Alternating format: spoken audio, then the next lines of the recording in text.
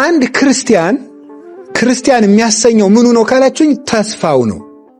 ስለዚህ በየቀኑ የሰው ልጅ አንድ ኦርቶዶክሳዊ ክርስቲያን በየቀኑ ጠዋት ሲነሳ ማታም ሲተኛ ሁልጊዜ ይዞት መውጣት ያለበት የየቀን ስነ ምግባሩ ተስፋ ነው። በየቀኑ የተስፋ ሰው መሆን አለብን። ቀኑን ሙሉ ስማ አንተ እግዚኦ በተስፋ ባሕቲትከ አይደርከኒ አይደል ያለ ቅዱስ ዳዊት። አቤቱ አንተ ባለኝታ አሳድረኸኛልና ብሏል መዝሙር 5 ላይ መዝሙረ ዳዊት። ተስፋ የክርስቲያን ማደሪያው መዋያው ኑሮው ነው ተስፋ። እና ተስፋ አንድ ስነ ምግባር ነው፣ የመንፈስ ፍሬ ነው። ልናፈራው የሚገባና በየቀኑ ሊኖረን የሚገባ ነው። ጠዋት ስንነሳ እንግዲህ ይሄን ትምህርት ሰምተን የለም ተምረናል። ጠዋት ስንነሳ ስለ ተስፋ አስበን እንወጣለን። ማታ ስንተኛ ስለ ተስፋ አስበን እንተኛለን።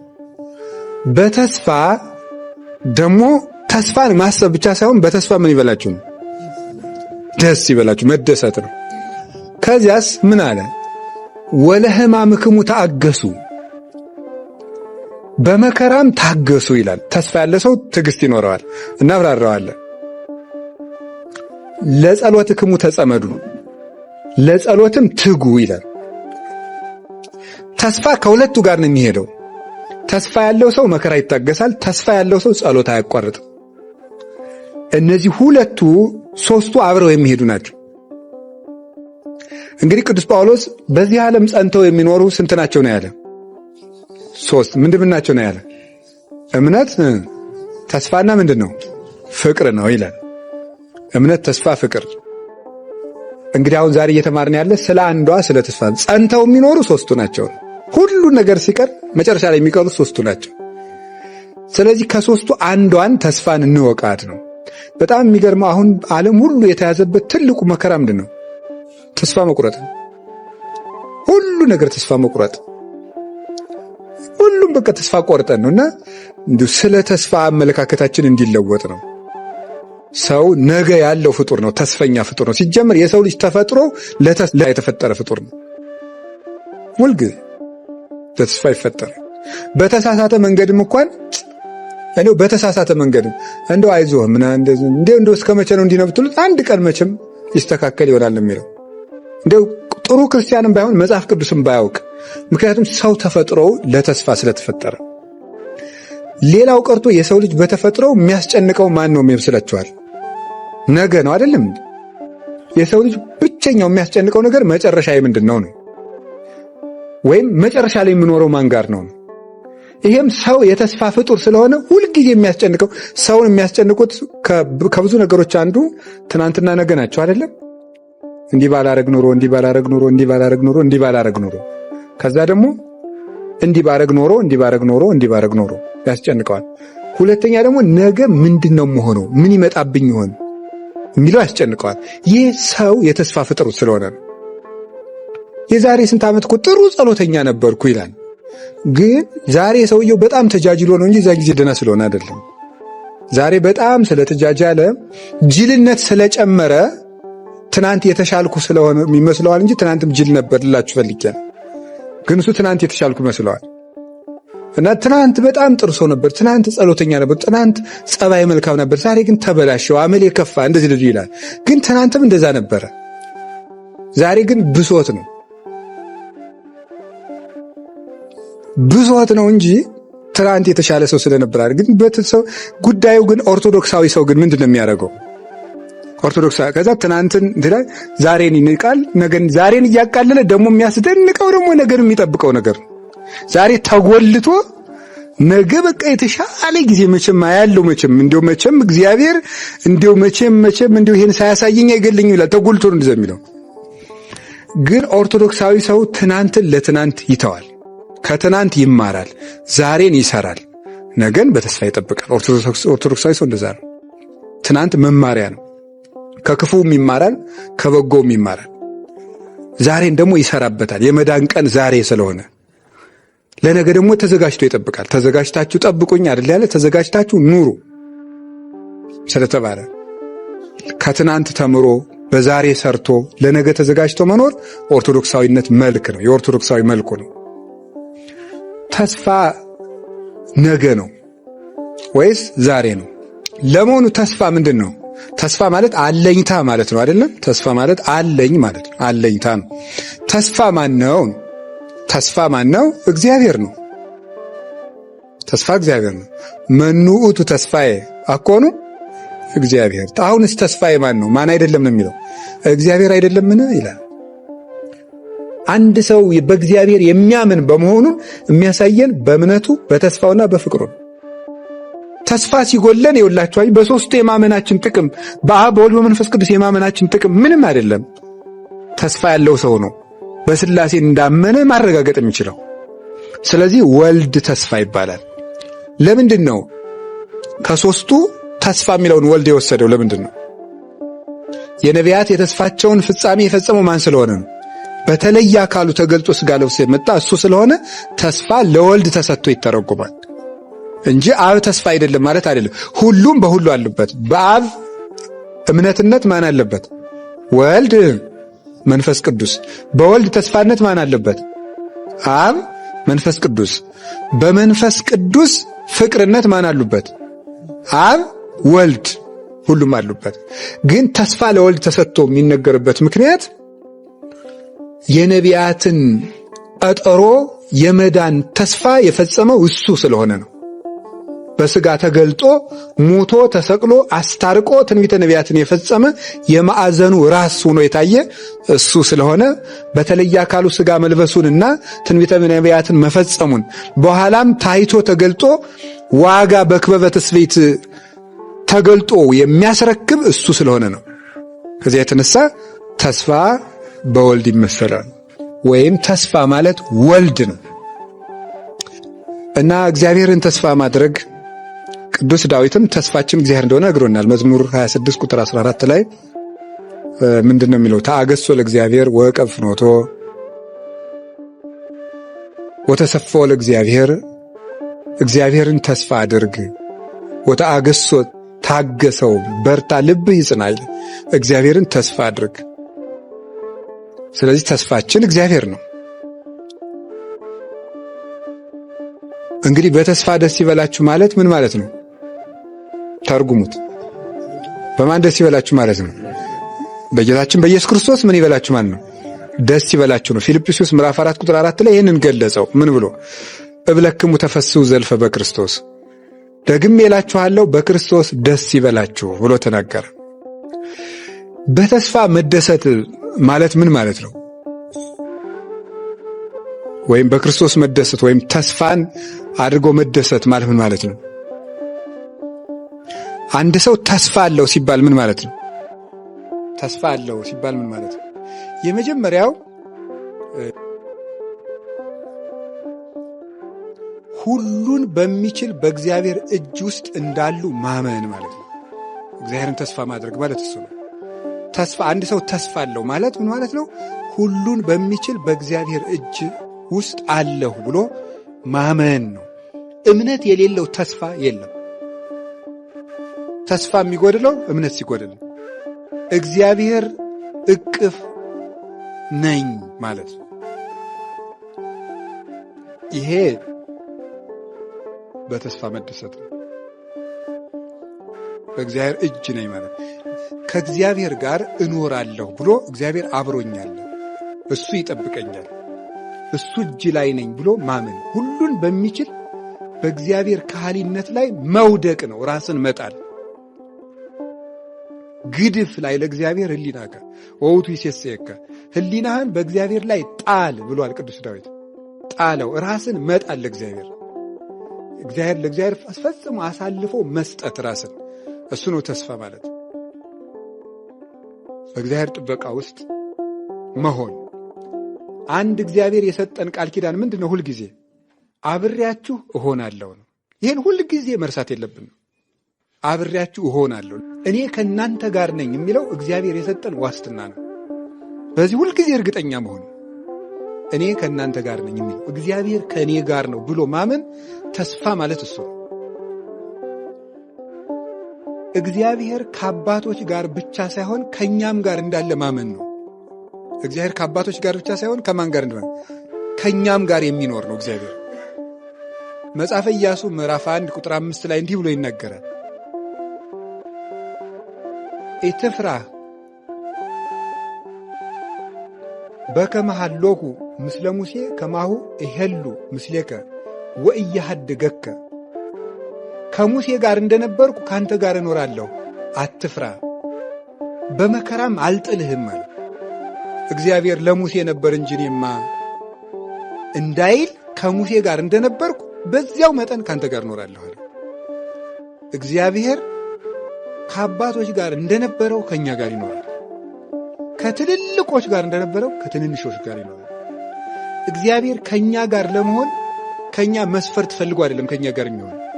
ፍጥረቶቹ በመሆናችን አብሮን አለ። ሰው በመሆናችን አብሮን አለ። ክርስቲያን በመሆናችን አብሮን አለ። ፍጥረቶቹ ስለሆን እንደ ማንኛውም ፍጥረት መልቶ አብሮን አለ። ሰው ስለሆን በአርአያው በአምሳሉ ስለፈጠረን በልዩነት ከእኛ ጋር አለ። ክርስቲያኖች ስለሆን ደግሞ ተዋህዶን አብሮን አለ። ያን ነው ማሰብ። ከአባቶች ጋር እንደነበረው ከእኛ ጋር ነበር። ከሐዋርያት ጋር ለሐዋርያትስ ምንድን ነው ያላቸው? የሰጣቸው ዋስትና አሁን ምንድን ነው? ወአነ እሄሉ ምስሌክሙ እስከ ሕልቀተ ዓለም፣ እስከ ዓለም ፍጻሜ እኔ ከእናንተ ጋር ነኝ።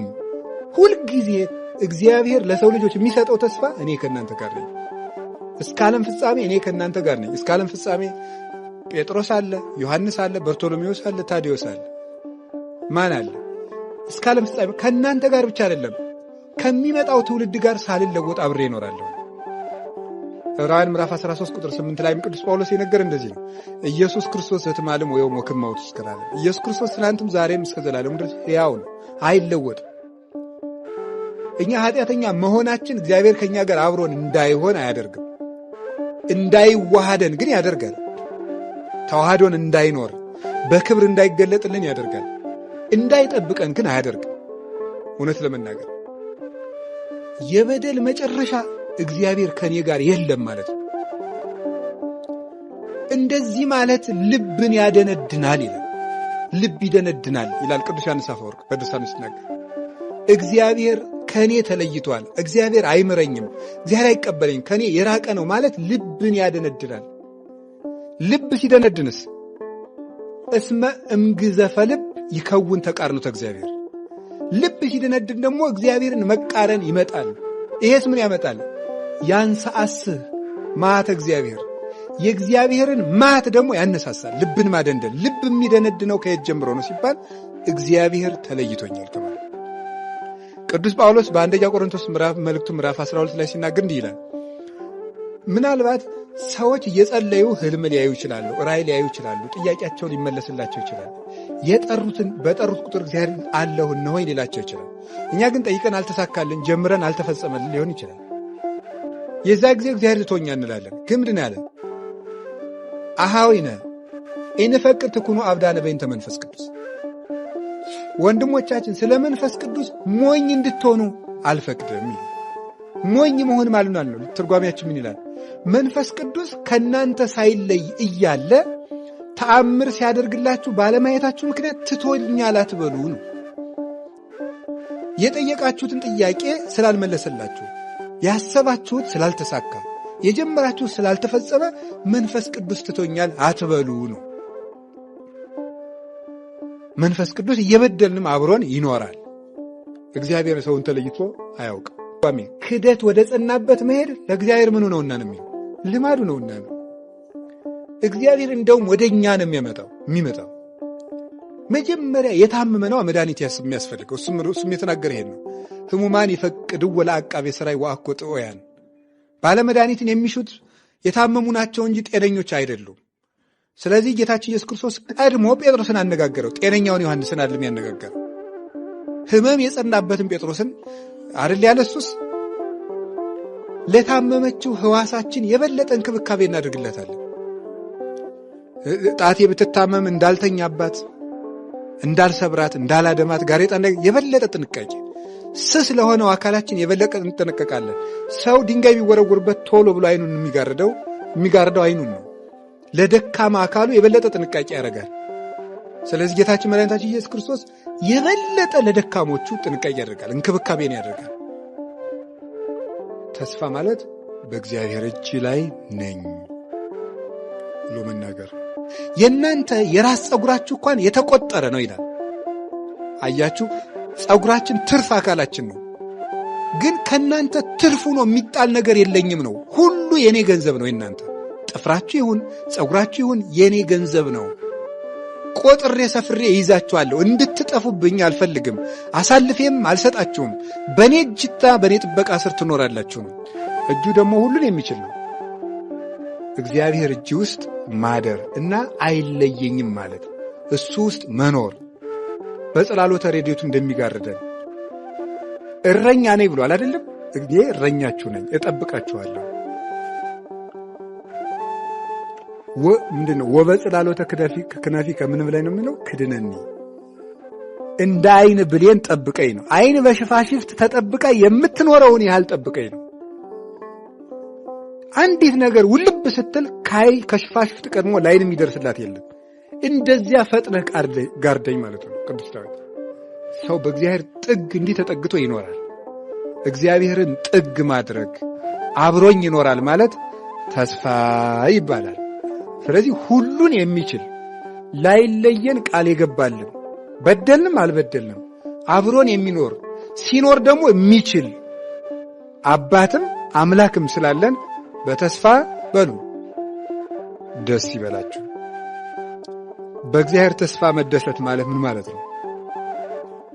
በእግዚአብሔር ከሆነ የማይቻሉ ነገሮች ሁሉ ይቻላሉ ነው። ተስፋ ማለት እሱ ነው። በእግዚአብሔር ከሆነ የማይቻሉ ነገሮች ሁሉ ይቻላሉ። ተስፋ እሱ ነው። ከሞተ ሕይወት ይመጣል። ከበላተኛ መብል ይወጣል። ካለቀ ነገር የሚኖር ነገር ይመጣል። በእግዚአብሔር ሁሉ ይቻላል። እሱ ነው ተስፋ ማድረግ።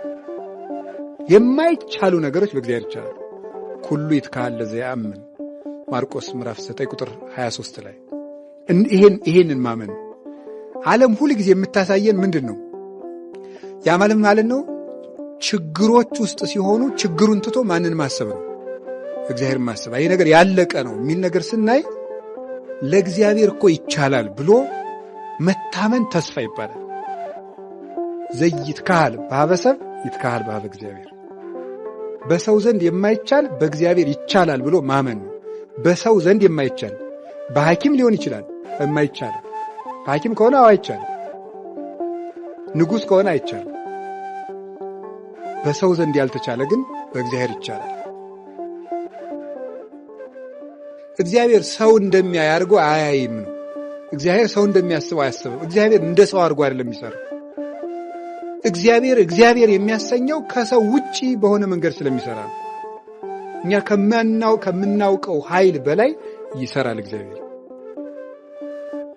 ይህን የሚያደርግ እሱ ነው። በዚህ መታመን። የማይቻሉ ነገሮች በእግዚአብሔር ይቻላል። ችግሮቻችን ውስጥ ሆነን እግዚአብሔርን ተስፋ ማድረግ ነው። በተስፋ መደሰት ማለት ዛሬ ነው አይደለም እንደ እግዚአብሔር። አሁን እግዚአብሔርን መከራ ውስጥ ሆነን ተስፋ እናደርገዋለን ማለት የሆነ ችግር ውስጥ ሆነን መቼም ችግሩን ያሳልፈዋል ብለን ነው አይደል ተስፋ የምናደርገው? አይደለም። እዚያው መከራው ውስጥ ሆነን ራሱ ማን አብሮን አለ ነው? እግዚአብሔር አለ ነው። 3 ደቂቅን ከእሳት ያወጣቸዋል ተብሎ አይደለም ተስፋ ማድረግ ማለት። እሳቱ ውስጥ ራሱ ማን አለ ነው? እግዚአብሔር አለ። ዳንኤልን ከአንበሳው ጉድጓድ ያወጣዋል ማለት አይደለም ተስፋ ማለት። አንበሳው ውስጥ ራሱ ማን ጋር ነው ያለው ነው? እግዚአብሔር ውስጥ ነው ያለው። ዮናስን ከአሳ አንበሪ ሆድ ውስጥ ያወጣዋል ማለት አይደለም ተስፋ። አሳ አንበሪው ሆድ ውስጥ ራሱ ማን አለ ነው አብሮት? እንዳይቆረጥመው የሚያደርገው ማን ነው? እግዚአብሔር ነው። እስከሚወጣም እንዳይቆረጥመው ያደረገው እግዚአብሔር ነው። እግዚአብሔር ችግሮቻችን ማሳለፉ ሳይሆን ችግሮቻችን ውስጥም እንድንቆይ የሚያደርገን እግዚአብሔር ነው። ያለ እግዚአብሔር እነዚያ ችግሮች ውስጥ መቆየት አንችልም ነበረ። አንድ ቀንም 1 ደቂቃ መቆየት አንችልም። እግዚአብሔር በችግሮቻችን ለዚህ ነው ካንተ ጥላ ተጠግተን በጠላቶቻችን መሃል በሰላም እንኖራለን የሚለው ኤርምያስ ተረፈ ኤርምያስ ምዕራፍ 4 ላይ ሲናገር እና እግዚአብሔር ጥላ ነው የሚባለው እዚያው ውስጥ ቦታ ማስለቀቅ ሳያስፈልገው እሳቱን ጠል ያደርገዋል፣ እሾሁን ምቹ ስፍራ ያደርገዋል። እግዚአብሔር ቦታ መለወጥ አያስፈልገው፣ እዚያው ውስጥ ሰላም መስጠት ይቻላል። እግዚአብሔር ሙሴን ለማሳደግ ሙሴን በደመና ጭኖ እስራኤል መውሰድ አይጠበቅበትም። የጠላቱን ቤተ መንግሥት መኖሪያ ማድረግ ነው እግዚአብሔር የሚችለው ሳይጠበቅበት እዚያው ውስጥ። ስለዚህ እግዚአብሔርን ተስፋ ማድረግ ማለት በቃ ያሳልፍልኛል እግዚአብሔር አንድ ቀን ማለፉ አይቀርም ሳይሆን አሁን ራሱ ማን ውስጥ ነኝ ነው። እስኪ ተናገሩ ሁላችሁ። አሁንም እግዚአብሔር ውስጥ ነኝ ብሎ ማሰብ የሚገባል። እግዚአብሔር በቃ ቆይቶ ሲመጣ ነው እኛ ተመስገን እግዚአብሔር እንደው አሳልፈልኝ። መጀመሪያስ ማን ነው ሲያደርግልን የቆየ? እውነት ለመናገር እኛ እኮ የሚመስለን ችግሮችን እኛ አልፈን ዋላ እግዚአብሔር ያሳልፈልን የሚመስል መጀመሪያ ብቻችን እንደው ስንጣጣር ቆየን፣ እግዚአብሔር መጨረሻ ላይ መጥቶ ሳብ አረገን ነው። እዛ አይደለም። መጀመሪያም እግዚአብሔር እቅፍ ውስጥ ነበር። ያንን ነው ማሰብ። እግዚአብሔር ተስፋችን እሱ ነው። ፈተናዎቻችንን በጎ ዕድል አድርጎ ይለውጣቸዋል። በተስፋ መደሰት ማለት እሱ ነው። ችግሮች ሲመጡ አይ መከራዬ ከማለት ይልቅ እዚህ ውስጥ እግዚአብሔር የሚያመጣው ደስታ አለ ብሎ መቀበል፣ በዚያ መደሰት ነው። መከራውን እንደ በጎ ዕድል። ለምንድነው መከራን አባቶቻችን የሚወዱት? መከራው በጎ ዕድል ስለሆነ ነው። በጎ ዕድል አድርጎ ነው የሚወስድላቸው። በሽታ ይሰጥና በበሽታው ምን ያደርገናል? በረከት ይሰጥናል። አይሰጥም? ይሰጣል። ይሰጣል? አይሰጥም? ቅዱስ ጳውሎስ ውጋት ነበረበት። በውጋቱ ውስጥ ምን ሰጥቶታል? ጸጋ ሰጥቶታል። የሚያስጨንቀውን የራስ ምታትና ውጋት የጸጋ መቀበያ አድርጎታል። እንዲሁም ፈውሰኝ ሲለው ይሄ ከለቀቀ ጸጋው ይለቅሃል፣ ጸጋዬ ይበቃሃል አለ።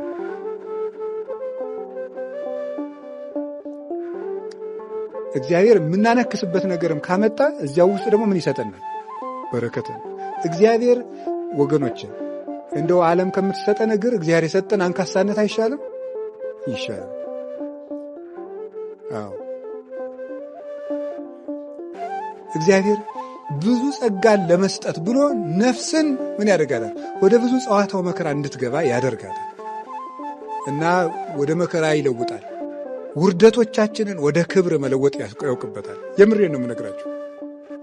ወደ ክብር ይለውጣቸዋል። እንደ በጎ ዕድል እዩዋቸው። እቤት ቁጭ ብለን እግዚአብሔርን ካላወቅን ተሰደን እንድናውቅ ያደርጋል እግዚአብሔር። ሁሉንም ለበጎ ነው የሚያደርጋቸው የሚባለው ለዚህ ነው። እና መከራ ሲመጣ ደስ ብሎ እግዚአብሔር ይመስገንና ቅዱስ ዳዊት ምንድን ነው ያለው? እምንዳቤ አርሃ በሊተ ከመከራ የተነሳ ምን አለልኝ ነው ያለው? አስፍቶ ሰጠኝ፣ አሰፋልኝ ብሎ ተናግሯል። እግዚአብሔር ክፉ ወጥመዶችን ወደ መልካም ዕድል ስለሚጠውጣቸው በተስፋ በሉ ምን ይበላችሁ? ደስ ይበላችሁ። እማይረባ ማንነታችን ወደ ትልቅነት ስለሚለውጥልን እግዚአብሔር ደስ የሚለን ተስፋ ይሄ ነው። ወደ መጨረሻ ያመጣሁት እንደውም ትልቁ ነው። እውነት ለመናገር ትልቁ ተስፋችን የማይረባ ማንነታችን ስለሚለውጥልን ተፋቅሮ ያስተኤግስ ፍቅር ትዕግስትን ያደርጋል። ፍቅር ተስፋን ያደርጋል። በሁሉ ተፋቅሮ በሁሉ ያስተአምን ይላል። ተፋቅሮ ወይም ፍቅር በሁሉ ተስፋ ያደርጋል። ሁለተኛ ቆሮንቶስ ምዕራፍ 13 ቁጥር 7 ላይ ሲናገር ፍቅር በሁሉ ምን ያደርጋል የሚለው ተስፋ ያደርጋል። ፍቅር በሁሉ ተስፋ ያደርጋል። እንዳትረሱ። ፍቅር በሁሉ ተስፋ ያደርጋል። ፍቅር በሁሉ ተስፋ ያደርጋል ማለት ምን ማለት ይመስላችኋል? የማይረቡ ሰዎችን ተብሎ በቃ ገሌ ተመልሶ አይረባም እንግዲህ አየነው እንግዲህ እንደው ገሌን አየነው የሚባል ሰው ተመልሶ ትልቅ ሰው ይሆናል። በማን ንገሩኝ እንጂ በእግዚአብሔር ይሆናል። በእግዚአብሔር ትልቅ ሰው ይሆናል። የማይረባ ሰው ማለት ነው። የማይረባ ሰው ትልቅ ሰው ይሆናል። በመጠን በእድሜ ልትወስዱ ትችላላችሁ፣ በደረጃ ልትወስዳላችሁ፣ በማዕረግ ልትወስዱ ትችላላችሁ። ሰው የናቀውን ሰው እግዚአብሔር ትልቅ ሰው ያደርገዋል። የሚያስደንቀው ይሄ ነው። ያልተጠረጠረ ሰው ትልቅ ሰው ይሆናል። ያልተጠረጠረ ሰው በእድሜያችን ይሁን በማነሳችን ይሁን እግዚአብሔር ከማሰነ ማንነት አውጥቶ የትንሣኤ ብርሃን ለማየት ያበቃል። እውነቴንም ነግራችሁ በራሳችሁ ተስፋ አትቁረጡ። እግዚአብሔር ከኃጢአት ጉድጓድ አውጥቶ ሰዎችን ትልቅ ሰው ያደርጋል። ትልቅ ሰው ያደርጋል እና ደካማ የነበረውን ምንም እንደው ለጽድቅ እዚህ ግባ የማይባለውን ሰው ክርስቶስ ከለወጠው ጣዕም ያለው ይሆናል። ጣዕም የሌለው ሰውዬ ቁልቁል የወረደው ማለት ኃጢአት አውርዶ የሚጥል ነው። ውሃታችን እንደሚፈስ ሰዎች ከክርስቶስ ሲለዩ የወረዱ ይሆናሉ። ወድቀው መቀመቃት ይወድቃሉ። እነዚያ እንደገና ተመልሰው ጣዕም እንዲሰጡ ወርደው የኃጢአት መሰረት የሲኦል መሰረቷ የሆኑ ሰዎች ተመልሰው መዓዛቸው ለሌላው የሚተርፍ ለራሳቸውም ለሌላውም ደስታ የሚሰጡ መሆን ይችላሉ። ያልተረጋጉ ባካኞች የነበሩትን መልሶ እግዚአብሔር ለሰው ደስታ ጭምር እንዲሰጡ ያደርጋቸዋል። ሰው ጭምር የሚያሰቃዩ ለሰው ረፍት የነሱ ሰዎች ተመልሰው ለሰው ደስታ እንዲሆኑ ማድረግ ይችላል። እግዚአብሔር ነው ይህን የሚያደርገው። የኃጢአት ጥልቅ ውስጥ ሆኖ በዚያ ላይ ድንቁርና ተጨምሮባቸው ገጸ ነፍሳቸው ለእግዚአብሔር የማይታይ ፍጹም ጥቁር ጨለማ የሆኑና ሲኦል የሆኑ ሰዎች ራሱ እግዚአብሔር ውሃው ይሰብሰብ ብሎ በሰበሰበው ጊዜ ለእግዚአብሔር የሚታዩ መልካም ምድር ሆነው ይወጣሉ። ከዚያስ ምን ያደርጋል እግዚአብሔር? ውሃውን ጥልቁን በንስሐ ይሰበስበዋል። መንፈስ ቅዱስ በዚያ ጥልቅ ላይ ሰፎ መታየቱ ምንድን ነው? ድንቁርናም የኃጢአት መቀመቅ ወይም ጥልቅ ውስጥ ያሉ ሰዎችንም መንፈስ ቅዱስ ክንፉን ሰፎ ንስሐ እስኪገቡ ድረስ ያሳስባቸዋል። በቅዱስ ረድኤቱ ይጎበኛቸዋል፣ ያመውቃቸዋል፣ ያሟሙቃቸዋል። ንስሐ እንዲገቡ ያስለቅሳቸዋል፣ ይገፋፋቸዋል። ሞት ትዝ እንዲላቸው ያደርጋቸዋል። ፍርድ ትዝ እንዲላቸው ያደርጋቸዋል። የእግዚአብሔርን ፍቅር አሳስቦ እንዲያለቅሱ ያደርጋቸዋል። ድንገት ያነቃቸዋል። ድንገት ሌሊት ይቀሰቅሳቸዋል። መንፈስ ቅዱስ ምንጊዜም በጥልቁ ላይ ሰፎ ይኖራል። ማለት ጥልቅ ኃጢአት ባለባቸው ሰዎች ላይም መንፈስ ቅዱስ በረድኤቱ ንስሐ ይገቡ ዘንድ ሳይለያቸው ይኖራል። ከዚያ ውሃውን በንስሐ ይሰበስብላቸዋል። ከዚያስ ምን ያደርጋል? ምድር ምን ትበል ይላል? ታብቅል ይላል። እነዚህ ሰዎች እንዲያበቅሉ ወፍሬሁኒ ለመንፈስ ቅዱስ፣ የመንፈስ ቅዱስ ፍሬው ምንድን ነው ይላል? ይታወቃል። ምንድን ነው? ፍቅር፣ ሰላም፣ ሂሩት፣ ትዕግስት። ፍቅርን፣ ትዕግስትን፣ ሰላምን፣ አንድነትን፣ በጎነትን፣ ቸርነትን እንዲያፈሩ ያደርጋቸዋል። ኒ ሀቤ እንቲያ የሰናይት ርግቤ እስመ አይንትኪ ዘርግብ ይላል። አይንትኪ ዘርግብ ማለት ምን ማለት ይመስላችኋል? ፍቹ አይኖችሽ እንደ ርግብ ነው ይላል። አይኖችሽ እንደ ርግብ ነው ማለት መንፈስ ቅዱስ በጥልቅ ኃጢአት ውስጥ ባለ ሰውነት ላይ ሰፎ ይኖርና ያንን ሰው ወደ ንስሐ ከመለሰው በኋላ መልሶ እንደማን እንዲያይ ያደርገዋል ማለት ነው። እንደ መንፈስ ቅዱስ እንዲያይ ያደርገዋል ማለት ነው። እንደ መንፈስ ቅዱስ እስራኤል ማለት ነጻሪ ከማምላኩ ካህሊ ከማምላኩ ማለት ነው ይላሉ አባቶቻችን። እንደ መንፈስ ቅዱስ አጥርቶ የሚያይ ያደርገዋል። ኃላፊያትን መጻያትን የሚያውቅ የሰማይና የምድር መጋረጃ ዘመንን ከማየት የማይከለክለው እግዚአብሔርን እያየ የሚደሰት ያደርገዋል። ይህ የንስሐ ኃይል ነው። እግዚአብሔር የማይረቡ ሰዎችን መልሶ እንዲረቡ አድርጓቸዋል። እኔ እና ከሁለት ነገር እንድንጠነቀቅ ነው። በተስፋ ደስ ይበላችሁ በሉ። አንደኛው በራሳችን ተስፋ ከመቁረጥ እንድንድን ነው። እውነት ለመናገር ማለት ሰይጣን በምድር ላይ የሚወደው ትልቁ ኃጢአት ተስፋ መቁረጥ ነው። ተስፋ የቆረጠ ሰው አይመለስልኝም ብሎ ስለሚያስብ፣ አይመለስም ወደ ጽድቅ ብሎ ስለሚያስብ። ሁለተኛው እኔ ማሳሰብ የፈለግኩት ምንድን ነው? በሰዎች ተስፋ እንዳንቆርጥ። እንዲሁ እገሌ አይረባም ማለት ማቆም አለብን። ሰማችሁኝ? ጠበቅነው፣ አየነው፣ እገሌ አይረባም አይባልም። ሰው አይረባም ያለውን ማን እንዲረባ ያደርገዋል? መቼ ሊያደርገው ይችላል? መጨረሻ ላይስ ቢሆን በመጀመሪያው ዓመት መጣ ፍሬ አላገኘም ማለት ነው። በወጣትነታችን ነው። አሁንም ደግሞ እንግዲህ እነዚህ ሰዎች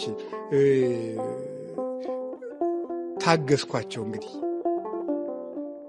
20 ዓመት ታገስኳቸው፣ ምንም በ20 ዓመታቸው ፍሬ አላገኘኋቸው፣ አይረቡም አይልም። አሁን እናንተ አንድን ሰው 20 ዓመት ለፍታችሁበት እንደው እንግዲህ ይረባል ትላላችሁ? 20 ቀንም የሚናገር የለም። ከዛስ ሁለተኛው ዓመት መጣ፣ በጉልማሳነት መጣ። ከ40 እስከ 60 ዓመት ደግሞ አሁንም ቢሆን መምጣቱን አያቆምም እሱ። እዚህም ውስጥ ፍሬ አላገኘም። አንድ ሰው 60 ዓመት ሙሉ ለፍታችሁበት እንዴት ተስፋ ትጥሩበታላችሁ? ከዛስ ሶስተኛው ዓመት ላይ መጣ። ከ60 ዓመት በላይ ባለው በሽምግልና ዘመንም እግዚአብሔር በእኛ ላይ ሁልጊዜ መመላለስን አያውቁም።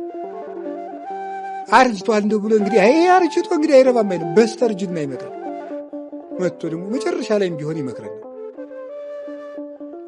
ይኸው ሲወለድ ንጹሕ ሆኖ ተወልዶ በሕፃንነቱ ያልተስተካከለውን፣ ወጣቱን ያልተስተካከለውን፣ ጉልማሳውን ያልተስተካከለውን፣ ኑሮ ያልተስተካከለውን ወንበዴ እኮ ሲሞትም ቢሆን መለሰው አይደለም? ሲሞት ራሱ መለሰው። እስከምንሞትባት ነፍሳችን እስከምትወጣ ድረስ ክርስቶስ ከእኛ መምጣቱን አያውቁም። ነፍሳችን እስከሚወጣ ድረስ መድኃኔዓለም እኛን ከመፈለግ የሰለቸበት ጊዜ የለም። ልጅ እያለን ይፈልገን ነበር። ወጣት እያለን ይፈልገን ነበር። ጉልማሳ እያለን እየፈልገን ነበር። አርጅተን ይፈልገናል።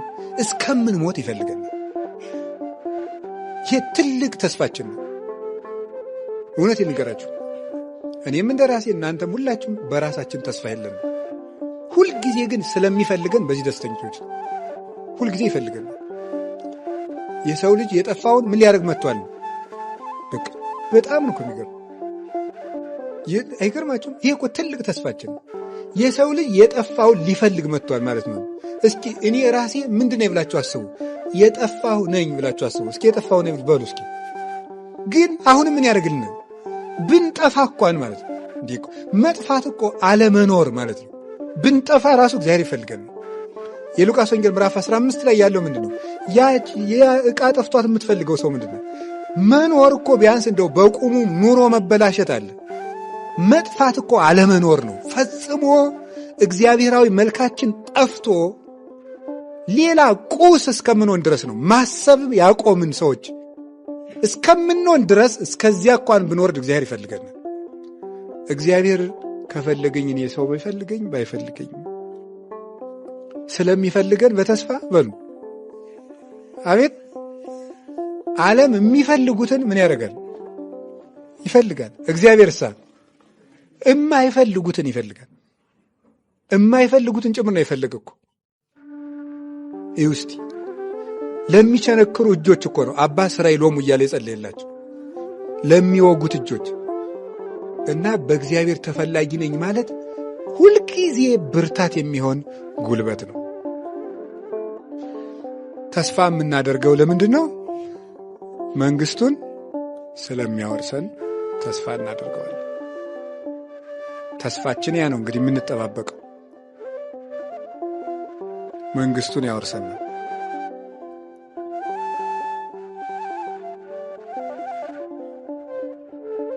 እና ያንን ተስፋ ስለሰጠን ደስ ይለናል። የመንግሥተ ሰማያት ሰዎች ስለሆን ማለት ነው። የመንግሥተ ሰማያት እድል ስላለን ደስ ይለናል። እንዴት ቃል ገብቶልናል። መጥቼ ምን አደርጋችኋለሁ ብሎ እወስዳችኋለሁ ብሎናል። ከዛስ እወስዳችኋለሁ ብቻ አይደለም፣ መጥቼ ወስዳችሁና የሆነ ጥሩ ቤት አኖራችኋለሁ አለም ያለ። ምንድን ነው ያለ? ከእኔ ጋር ትኖራላችሁ። ደስ ነው የሚለው እኮ አይላችሁም? ንገሩኝ እንጂ ማለት ኃጢአት ስንሰራ ብንረሳውም እስቲ ባይሆን አሁን ደስ ይበለን። ባይሆን ከማን ጋር ትኖራላችሁ ነው ያለ? ከእኔ ጋር። ይህ በጣም ነው ደስ የሚለው። እሱ ጋር የመኖር እድል እውነት ነው። ማየት እንኳን ድፍረት የሌለን ሰዎች እሱ ጋር የመኖር ይገርማል። እንዲሁ ከክርስቶስ ጋር መኖር እንዴት ያለ ዕድል ነው በእውነት! ከሱ ጋር ለዘላለም ሳይለዩ መኖር። መንግሥተ ሰማያት አውርሳችኋለሁ፣ ከሞት አድናችኋለሁ ቢለን እሱም ድንቅ ነው። ግን ይሄ ባልደነቀን የሚደንቀ ግን ማንኛውም ሰው ከንጉሱ ቤት ከንጉሱ ጋር እኩል ይኖራል። የንጉሱ ጎረቤት ሆኖ አይደለም የሚኖረው፣ ከንጉሱ ጋር አብሮ ያድራል በአንድ ቤት ውስጥ። ማንኛውም ሰው። ይሄ እግዚአብሔር ለሰው ልጅ የሰጠው ትልቅ ስጦታ ነው። አንድ ንጉሥ የፈለገ ሰፊ ቤተ መንግሥት ቢኖረው አንድ ቤት ውስጥ ከሁሉም ባለሟሎቹ ጋር ሊያድር አይችልም። እግዚአብሔር ግን ካህሊ ነውና ከሁላችን ጋር እኩል አብሮን ያድራል መንግሥተ ሰማያት ውስጥ። በጣም የሚያስገርመው ደግሞ ያችን መንግሥተ ሰማያት ለመውረስ ኃጢአተኛ ብንሆን እንኳን እስከ ቀዝቃዛ ውሃ ድረስ ወርዶ ሊሰጠን ምን ብሎልናል? ቃል ገብቶልናል። እንግዲህ ከዚህ በላይ ምን ያርግቱታላችሁ? ውሃ። አሁን ውሃ ሲል ውሃ አምጡና መንግሥተ ሰማያት እንኳ አንዳንድ ሊትር ውሃ አምጡ ማለት ነው አይደለም። ውሃ ሁሉ ያገኘዋልና የተናቀ ነገር ነው። ትንንሽ ነገሮቻችሁን ይዛችሁም ቢሆን የኔ ፍቅር ከጸናላችሁ ትድናላችሁ ነው እንጂ ስለ ውሃ አይደለም ማውጋት የፈለገ። ውሃ የተናቀ እንደሆነ በትንንሽ ነገሮቻችሁ እንኳን እኔ ከእናንተ ትልቅ ነገር አልፈልግም ነው የምፈልገው፣ እናንተን ነው። ባላችሁ ነገር መንግሥቱን መውረስ ትችላላችሁ። እውቀት ካለ እውቀት፣ ከሌለህም ሰውነት ግን ሀብት ካለ በሀብት መጽ ተሰጠ ለክርስቶስ ሁሉን ተተ ከሌለህም ምስጋናህን አመስግን። ውሃን ሁሉ ያገኘዋል። ሁሉ ሰው በሚያገኘው በመጠኑ መንግሥተ ሰማያት ትሰጠዋለች። መንግሥተ ሰማያት በመካከላችሁ ናት። መንግሥተ ሰማያት ይብልዋ ነያ ከያክ ወነያ ዘየ መንግሥተ እግዚአብሔር ሰ ነያ ማይከሌክሙ ሉቃስ 17 ቁጥር 21 ላይ መንግሥተ ሰማያት ክንፍ ኖሯት በራ እግር ኖሯት ተሽከርክራ አትመጣም። መንግሥተ ሰማያት በመካከላችሁ ናት። በመካከላችሁ ናት ማለት በእነማን? በእነ ገብረ ሥላሴ፣ በእነ ወለተ ሥላሴ። በማንም ሰው ቆርቆሮ ቤት ካለው በቆርቆሮ ቤቱ፣ ጎጆ ቤት ካለው በጎጆ፣ ረጅም ሰው ከሆነ በዛው፣ አጭር ከሆነ በዛው፣ ደካማም ከሆነ በድክመቱ በመጠኑ ልክ መንግሥተ ሰማያትን ሊያወርሰው እግዚአብሔር ፈቃደኛ ነው ለሰው። የእንጦንስን ያህል ሳትጋደል፣ የጊዮርጊስን ያህል ሳትፈጭ፣ የጳውሎስን ያህል አንገት ሳይቆረጥ፣ የጴጥሮስን ያህል ተዘቅዝቀ ሳትሰቀል አይለው፣ በመጠኑ መንግሥቱን ያወርሰዋል። በቁራሽ እንጀራ ያወርሰዋል። መረቡን ብቻ ሰጥቶ ያወርሰዋል። እንደ ጴጥሮስ ሁለት ድቃቂ ሳንቲም እንደጣለችውም ባለችው ነፍስና ሥጋውን ብቻ ይዞ በመቅረብ በሕሊናው እግዚአብሔር መንግሥቱን ያወርሰዋል። ለድሃው እንደ ድህነቱ፣ ለሀብቱ እንደ ሀብትነቱ። እንደዚህ አድርጎ የሚሰጥበት መንግሥት የእግዚአብሔር መንግሥት ብቻ ነው ዘመዶች። ሌላው መንግሥት ላለው ይሰጣል፣ ለሌለው ፊት ያዞራል። የእግዚአብሔር መንግሥት ግን ለሁሉ ይሆናል። በተስፋ ደስ ይበላችሁ።